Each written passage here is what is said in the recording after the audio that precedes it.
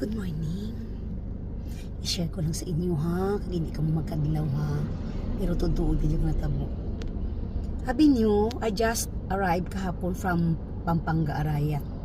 Then, yung aking anak, kasi 25 flight na sila ng Dubai, so doon sila nag-sleep sa bahay for 2 days. Sabi ko, mabakal ako native ng chicken ha, kaya namayan ako siya sa native na chicken sa basang bata ko. Ang mga aton ilakuta, kapayas, daon sang katumbal, bakla mo sang chicken cubes, tanglad. Ay sige, okay, asin ko bala mo maaga pa ako sa market. So na to, naban ko akong helper, bakal taniya mo niya mo ni kay para nga pasi malipatan ta karon. Hindi namin tatulutong native chicken. Ay apam, nakalabot na kami sa Central. Ay ko blamang na una. Tapos na kuya panukot sa Central, nakapuli na ko. Dayon, lapit na lang sa entrance sang Park Agency. Ang balkon sa bata ko.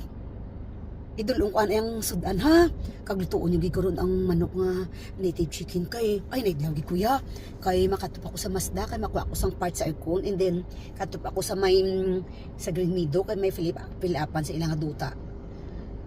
So, mo natulong. Anay, lapit na lang ako sa entrance sang Park Agency. Ay, abaw, may lang bula na dumduman ko. Wala gali kami kabakal manok. May panakot, wala manok. Oh my God. Siling ko, ay ano naman, may lang kay pag-agi ko before entrance. May kabaligya sa 45 days na manok.